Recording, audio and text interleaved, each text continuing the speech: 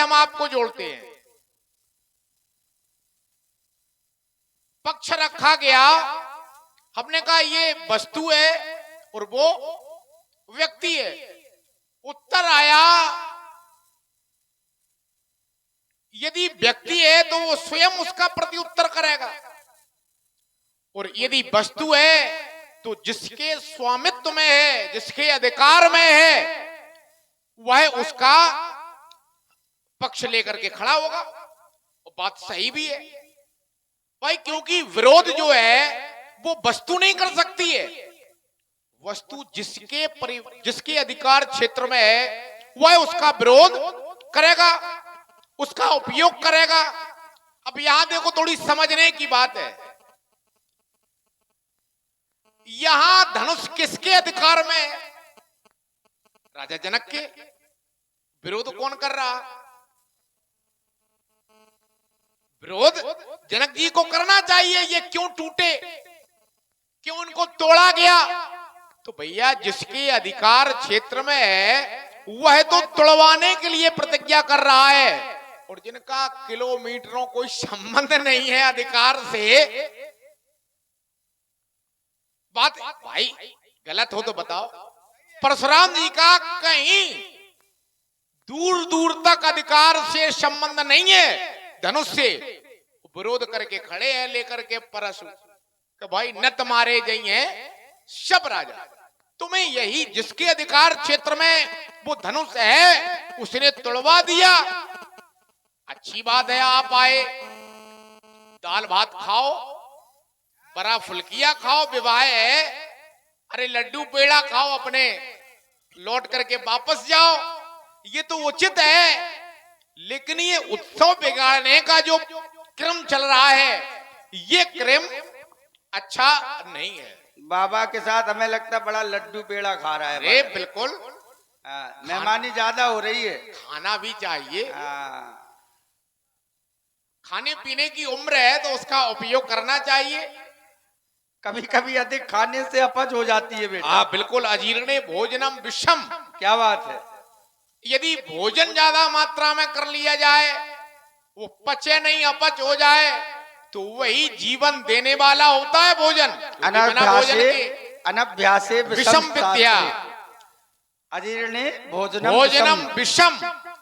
और यदि वो न पचे, ज्यादा कर लो, वही भोजन विष का काम करता है।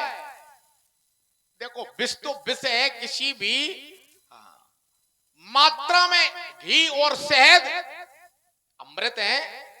हम पंचामृत बनाते हैं तो उसमें 5 अमृत है, दूध, दही, घी, शहद और शक्कर, ये 5 अमृत हैं। इन 5 अमृतों में 2 अमृत आ रहे हैं, घी और शहद। लेकिन बराबर मात्रा में यदि घी और शहद को मिला दिया जाए तो विष। अमृत अपनी जगह है, लेकिन वो विष का काम करेगा। तो अनुपात जो होता है, तो इसीलिए तो हम कह रहे हैं बहुत दिनों के भूखे होगे तो बढ़िया खाओ, लड्डू खाओ, पेड़ा खाओ। जनक जी की यहाँ व्यंजनों की कोई कमी तो है नहीं। हाँ, लेकिन इसी प्रकार यदि आप ये पर्स घुमाते रहे तो कुछ नहीं मिलेगा, कुछ नहीं मिलेगा। कोई राम राम करने के लिए तैयार नहीं होगा। भाई कौन आएगा? सब कह रहे हैं, लेकिन किस प्रकार? तुमने देखा नहीं अभी? इसीलिए तो हम इसीलिए तो कह रहे हैं। बालक कह रहा है कोई राम राम करने नहीं आएगा, जबकि स्थिति क्या हुई? पितु समेत कह निजनामा करन सब दंड। करन लगे सब दंड प्रणामा। कब? जब नत मारे जाइए सब राजा, उसके पहले हमने यहाँ ये कहा नत मारे जाइए सब राजा। किसी ने राम राम की हो तो बताओ। तो प्रणाम आने पर किया जाता है कि बार बार किया जाता है? बात ये नहीं, प्रणाम तो बार बार भी किया जाता है। भाई ये तो हमारा भय है, प्रमाण है। देखो, अतिदर उत्तर देत नृप नाही, तो कुटिल भूप हर से मन माही। सभय बिलो के लोग सब जान जान की भीड़, और हृदय न हरस विषाद कछु।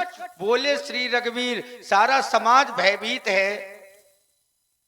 तो जब समाज हमसे डर रहा है तो राम राम करने आएगा। इसीलिए तो हम कह रहे हैं ये जो भय का वातावरण आपके द्वारा बनाया जा रहा है, गलत बनाया जा रहा है।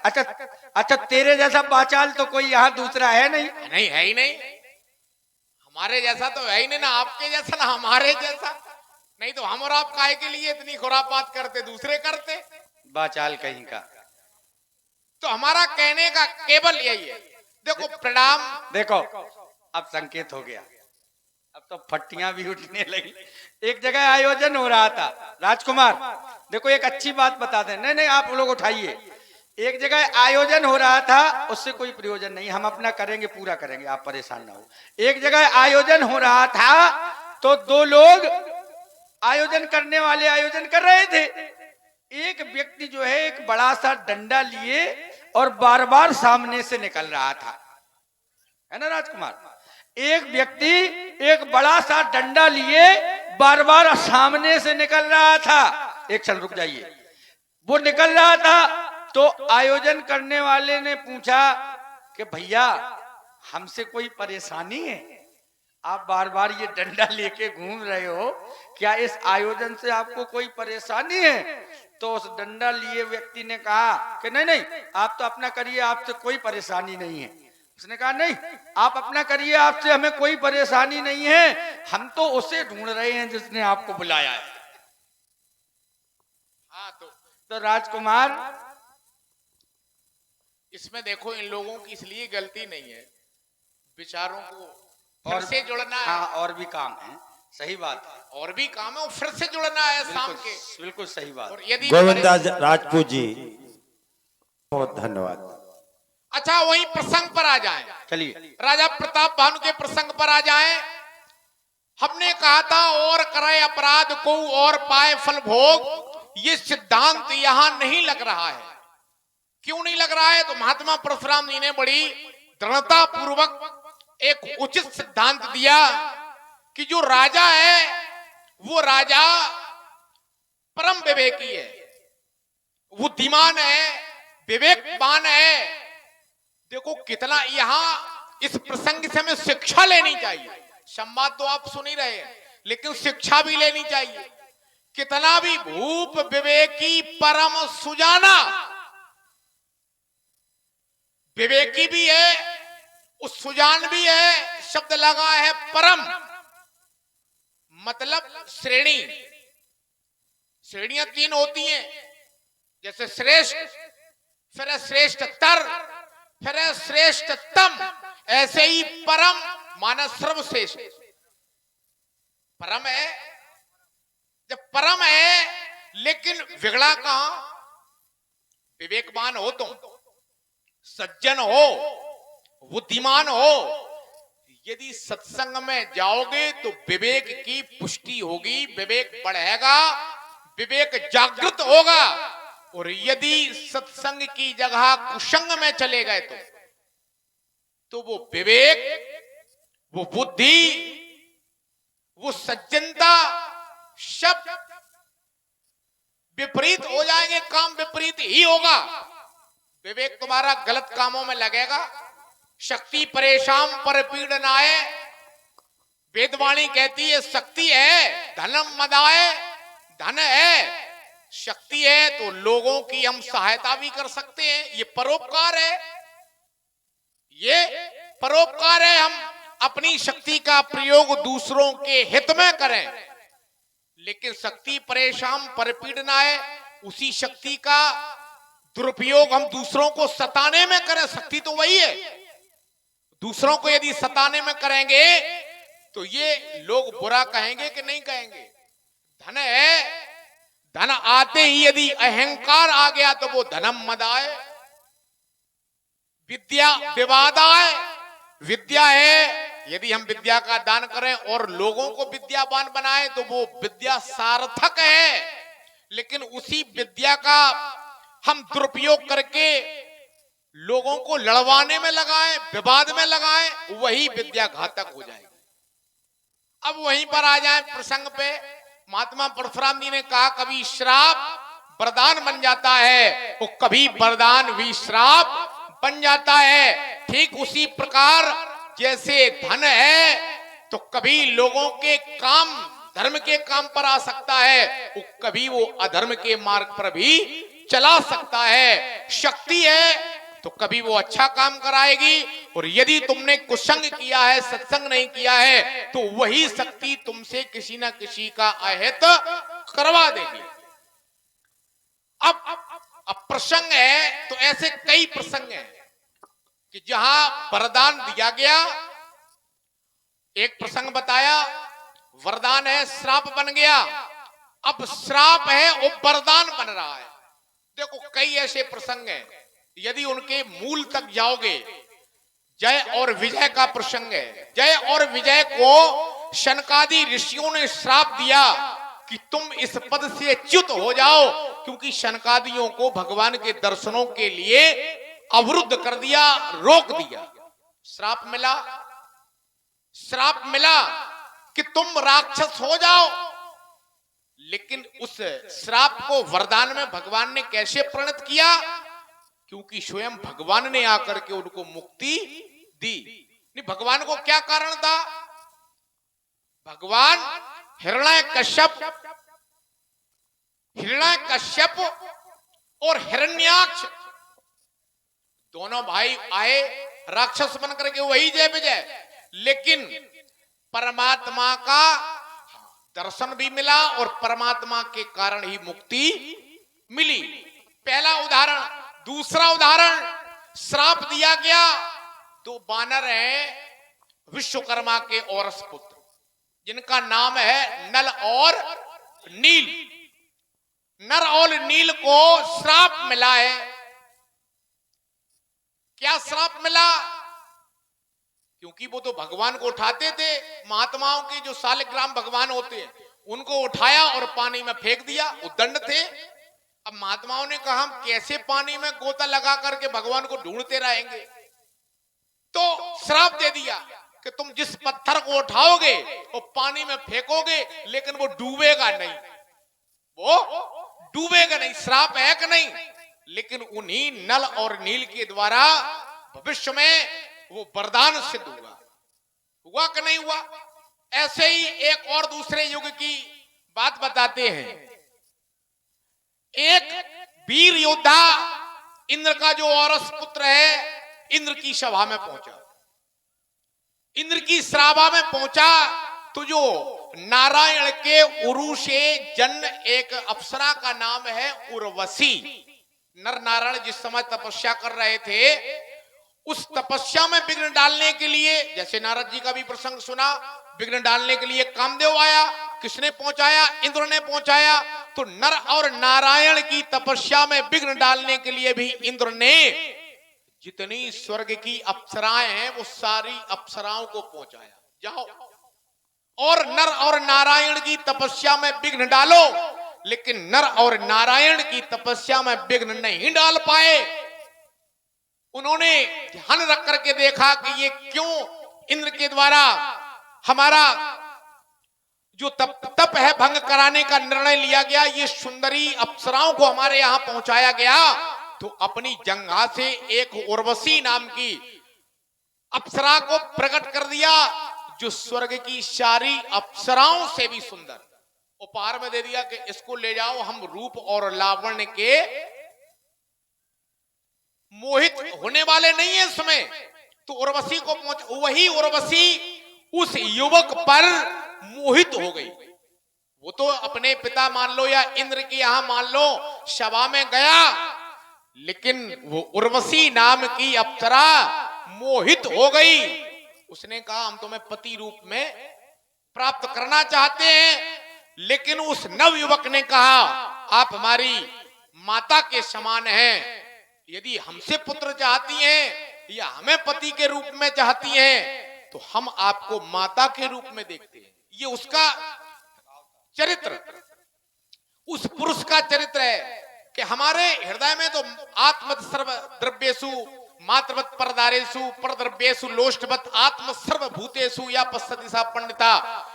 तो उसने जब ये कहा तो क्रोधित हो गई उर्वशी और श्राप दे दिया कि जिस पुरुषत्व को लेकर के, जिस पुरुषार्थ को लेकर के हम तुम पर मोहित हुए हैं, 1 साल के लिए तुम पुरुषत्व विहीन हो जाओ। वो युवक प्रचंड धनुर्धर 1 वर्ष के लिए श्राप के कारण किन्नर बना, लेकिन वरदान कैसे सिद्ध हुआ? क्योंकि उस अज्ञातवास में वो देख न ले, क्योंकि पुनः फिर 12 वर्ष और फिर अज्ञात वर्ष के लिए यदि पहचान लिए गए तो दोबारा से ये वनवास काल व्यतीत करना पड़ेगा। तो वो श्राप यहां आकर के वरदान बना, वो किन्नर बने और पहचाने नहीं गए, वरदान के सदृश वो श्राप अंगीकार कर लिया। तो कई ऐसे उदाहरण हैं। इसलिए महात्मा परशुराम जी यहां से भाग जाओगे, पूछो कब? जब हम धनुष संभालेंगे, अच्छा। पड़ोगे व्यर्थ चक्कर में, धनुष सर कर उठा लेंगे, तुम्हें क्या हो गया? पकड़ते ही जो जाते हो, उस जगत के वीर सिंहों को ये धमकी दिखाते हो। सुनो, ये रघुवंशी अक्खड़ हैं, नहीं बे नेक कर सकते, जगत की चंद्र तम लज्जा विषम विषकाल खा लेंगे। क्या नवतारी बामन समझा? क्या नवतारी बामन समझा जो मुझे डांटता जाता है? क्या हुआ राजा के लड़के जो बात काटता जाता है? देखो मेरे श्लोक उलाड़े ने, देखो मेरे श्लोक उलाड़े ने ये छत्राली रण बना दी है और कई बार इस आर्भूम पर स्वर्ण की नदी बहा दी है। छत्री का धनुआ उठता है निस्सार काम के लिए नहीं, जब तक संग्राम ना हो, आराम लखन के लिए नहीं। लड़ते हैं, छकाते हैं, सभी गौरव मिटाते हैं, मगर रण देखकर कायर भय भीत भाग जाते हैं। ये गर्व के जाते नरेश राजाओं के सोच आकर महिपालों के इस धरा में ढोल खाते हैं। ये रक्त से होती है रक्त वश दामन सुन के ये पहाड़ लग जाते हैं। और तुम्हें क्या हो गया? तुम्हें क्या हो गया लखनलाल? सामने ना आकर कोई वीर जब सरोस पर हाथ बीच लाते, दिल में हो जाएगी अंधेरे, भादों की घटा घनघोर गिराएगी, मांगने लगेंगे नरपाल आश्रम छोड़, सभी ये रंगभूम रक्त रंजित हो जाएगी। इसलिए समझाऊं, कहता हूं बार बार, मान जाओ मुनिनाथ, नहीं तो ऐसी ना करूं शपथ प्रभु चरणों की, भाग करके सीधे वापस चले जाओगे। हाँ गोविंदा जी गंभीरता बोले, ये मचाऊ क्रांति, मचाऊ क्रांति भूतल में तो प्ले का बेग में ला दो। आए लखनलाल सारी वीरता भुला दूं। जाता जब युद्ध में नेक ना सकाता और मुहिकी ना खाता, पैर आगे बढ़ाता, क्रोध उपजाता बताता विपक्षियों को, तो शत्रु के सोच की सरता बहाता है। चलिए अब थोड़ा सा रस का परिवर्तन हो जाए। राजकुमार लक्ष्मण, संसार बड़ा विचित्र है। इस संसार में जो आया है उसको जाना एक दिन निश्चित है, क्योंकि आने और जाने के बीच में ही संसार है। यहां जो आया है वो जाएगा जरूर, एक ना एक दिन जरूर जाएगा। तो किसी कवि ने कहा है कि लेकिन पता किसी को ये नहीं है कि हम कौन हैं, कहां से आए हैं और हमें कहां जाना है, ये कोई नहीं जानता। तो किसी कवि की रचना है, कहां से आए, अरे कहां से आए और कहां को जाना, हमको ये मालूम नहीं। और कौन बूंद मोती बन जाए, ये मेघों को मालूम नहीं। कहां से आए कहां को जाना, हमको ये मालूम नहीं। कौन बूंद मोती बन जाए, ये मेघों को मालूम नहीं। स्वाति नक्षत्र में बूंद गिरती है तो ये बूंद को पता नहीं होता है, बादलों को पता नहीं होता है कि ये बूंद क्या बनेगी। कहते हैं, यद्यप शास्त्र तो ये कहते हैं रामचरितमानस ये कहती है स्वाति बूंद गुण 3। रामचरितमानस के आधार से देखा जाए तो कहा जाता है स्वाति नक्षत्र की बूंद में 3 गुण होते हैं।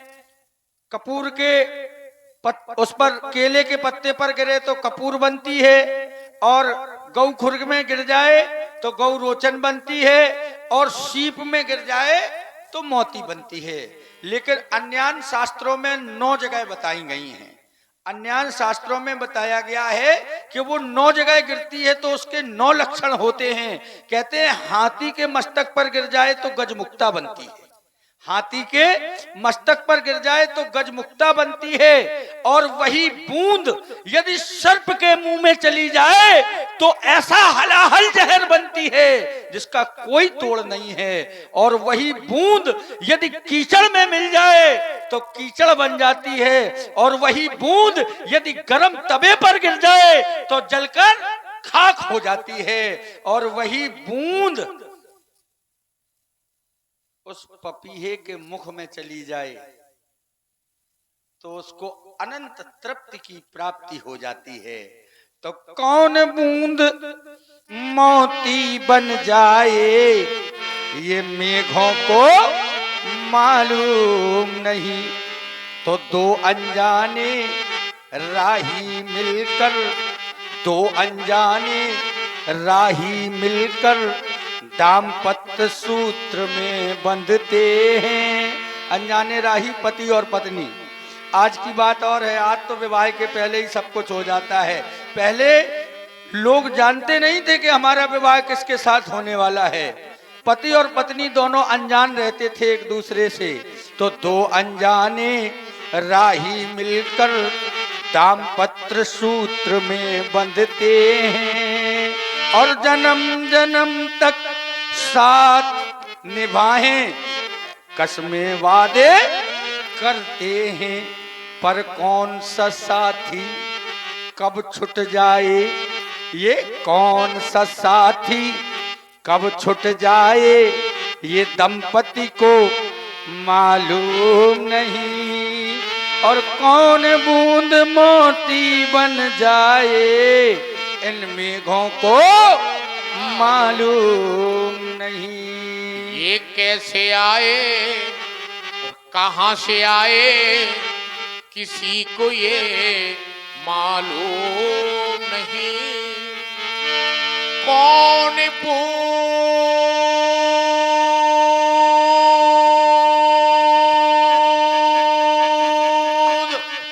मोती बन जाए ये मेघों को मालूम नहीं। प्रात काल पंछी उड़ करके उड़दाना चुगने जाते हैं। क्या बात? प्रातः काल हुआ। अभी कितनी सुंदर बात कही, पाणिग्रह संस्कार। हम वैसे तो 16 संस्कार हैं, सनातन संस्कृति में 16 संस्कार हैं, लेकिन दुर्भाग्य इतना है हम लोगों का कि संस्कार एक एक करके छूटते चले जा रहे हैं। कितने बचे? 2 संस्कार। कितने बचे? किसी के 2 और किसी के 3। पहला ये हम पैदा हो गए, संस्कार हो गया, क्योंकि जब बालक पैदा होगा तो हमें संस्कार करवाना है। इसके बाद किसी का विवाह हुआ तो पाणिग्रह संस्कार, वो किसी का नहीं हुआ तो इससे भी वंचित। और जो अंतिम है वो तो अंतिम संस्कार है ही है, उसको भी जबरदस्ती करना है। सत्य है, कुछ संस्कार जन्म के पहले के होते हैं और कुछ जन्म के बाद होते हैं। लेकिन संस्कार गर्भाधान से लेकर के अंत्येष्टि संस्कार तक 16 संस्कार। हाँ, कुछ जन्म के पहले हैं, जन्म के पहले, जन्म के बाद और मरणोपरांत संस्कार चलते। लेकिन संस्कार विहीन ये समाज होता चला जा रहा है। हम ये नहीं कहते तुम 16 संस्कार पूरे करो, अरे जितने हैं वही अच्छी तरह से कर लो। पाणिग्रह संस्कार पर हम इसलिए जोर देना चाहते हैं, हम इतना रुपया खर्च करते हैं अपने बच्चों की शादी। बच्चे किसी के नहीं है, बच्चे किसके हैं? अरे हम शादी कर रहे तो हमारा बच्चा है, हमारी बच्ची है, उसी की तो हम शादी कर रहे हैं, पाणिग्रह संस्कार कर रहे हैं। पाणिग्रह संस्कार का जो समय है, जो ब्राह्मण ने निर्धारित किया है कि इतने समय से लेकर के इतने समय तक ये फेरों का समय है, पाणिग्रह संस्कार उसी समय होना चाहिए, कन्यादान उसी समय होना चाहिए, लाजा होम उसी समय होना चाहिए, 7-5 वचन उसी समय होना चाहिए, जो संकल्प है उसी समय होना चाहिए। लेकिन हम केवल आधुनिकता में इतने खो गए कि जिससे हमारा सारा जीवन चलना है, उस समय पर हम ध्यान नहीं दे रहे हैं। वो समय निकल गया, लग्न अंधी है कि लंगड़ी है कि बहरी है, इसका ज्ञान नहीं है लोगों को। अब अंधी और बहरी, लूली लंगड़ी लग्न में हमने पाणिग्रह संस्कार कर दिया, 2 साल हुए, 4 साल हुए, दाम्पत्य जीवन बिखर गया। या तो पुत्री तुम्हारे घर आ गई, या दुर्घटना हो गई, या जीवन में संतति जन्म नहीं ले पा रही है, किसी न किसी कारणवशात दाम्पत्य जीवन बिखर रहा है, झगड़ा हो रहा है, एक दूसरे पर लांछन लग रहे। ये क्या है? कहीं कमी नहीं है, केवल समय की कमी है। हम उस समय को निर्धारित कर लें। इतने समय यदि किसी ब्राह्मण के द्वारा आशीर्वाद वचन देने हैं, पाणिग्रह संस्कार की बेला है, उसमें हमें कुछ करना नहीं है। वो समय हमें केवल अपने पुत्र और पुत्री के लिए समर्पित करना है, क्योंकि सारा जीवन व्यर्थ में जा रहा है, हमारा सारा पैसा व्यर्थ में जा रहा है। तो केवल हम और लोगों का यहाँ आने के बाद बताने का यही क्रम है कि हम बच्चे को जो 2-3 संस्कार है उनको ही बलीभूत, सफलतम प्रयास ये करें कि वो सही से हो जाए, फिर वहीं आ जाए। और ये कहां से आए, कैसे आए, और किसी को ये मालूम नहीं, कौन बूंद मोती बन जाए, मेघों को मालूम नहीं। प्रातः काल हो करके पक्षी उड़दाना चुगने जाते हैं, अपने बच्चों के हित कारण दाना लेकर आते हैं। प्रातः काल की बेला हुई, पक्षी घोंसला में बच्चों को छोड़ करके निकल गया दाना लेने के लिए, लेकिन किसी को पता है क्या, किसी वो कौन सा पक्षी कब बिछुड़ेगा? किसी पहेलिये का शिकार हो गया, बच्चे तड़प रहे हैं भूख के कारण, लेकिन वहां पक्षी का शिकार हो गया। बच्चों को पता नहीं है, बच्चे आस लगाए हैं कि हमारे माता पिता भोजन लेकर के आ रहे हैं। इधर शिकारी ने शिकार कर लिया, उधर वो पक्षी अपने प्राणों का प्रलांत कर रहा है, और इधर भूख से व्याकुल वो बच्चे जो घोंसले में बैठे हैं वो भी प्राणांत के मुख में है। तो कौन सा पक्षी कब बिछुड़ेगा, कौन सा पक्षी कब बिछुड़ेगा, ये बच्चों को मालूम नहीं। कौन बूंद मोती बन जाए, ये मेघों को मालूम नहीं, मेघों को मालूम नहीं। हाँ,